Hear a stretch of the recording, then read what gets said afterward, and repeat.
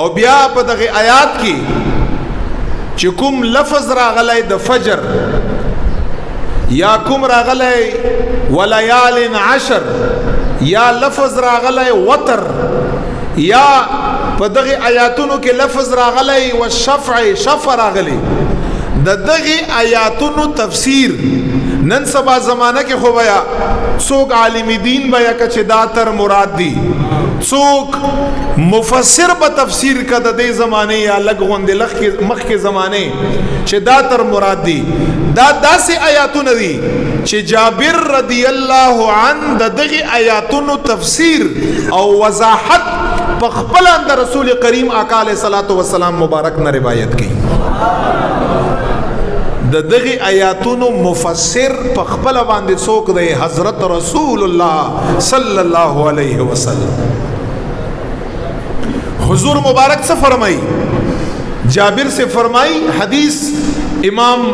نسائی پر نسائی شریف کے دا حدیث مبارک روایت کڑا رہی جابر سے ابنا قال رسول اللہ صلی اللہ علیہ وسلم جابر سے فرمائی حضور مبارک فرمائی دا تلاوت یوکو والفجر ولیال عشر قال نبی علیہ السلام مبارک کو فرمائی العشر الاضحى اے جابر سے مبارکہ پدغی ولیال عشر کی لس شپی او لس رزی جابر سے مبارک دین مراد د ذوالحجہ اولنی لس رزی دی دا حضور مبارک فرمائی او الله څه په قسم خړلای الله قسم په خړلای نبی علیہ السلام فرمای زکه ډیر برکت والا دی او بیا ته حدیث په وایما په فضیلت باندې حیران بشه او بیا ورته فرمای والوتر اے جابر سے مبارک یوم عرفه وتر معنا دا طاق او نهم ورځ د ذل حجې نهم دام طاق دا نو دا طاق عدد دی حضور مبارک فرمائی یوم عرفہ وتر نه په دغه آیات کې مراد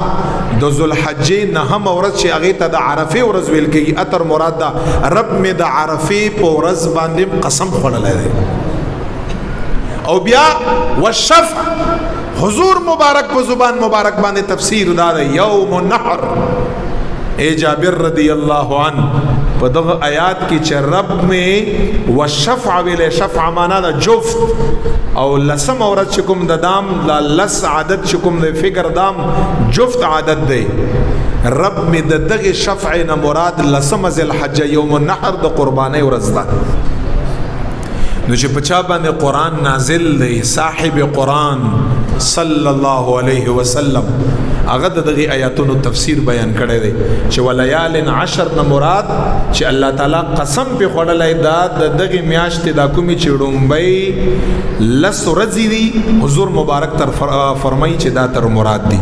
پرون 13 شو یو نن دا غي دویم ورځ ده چې دا دار نه ضایع نشي تر هغه یوم النحر د لسم ذل حجې پورې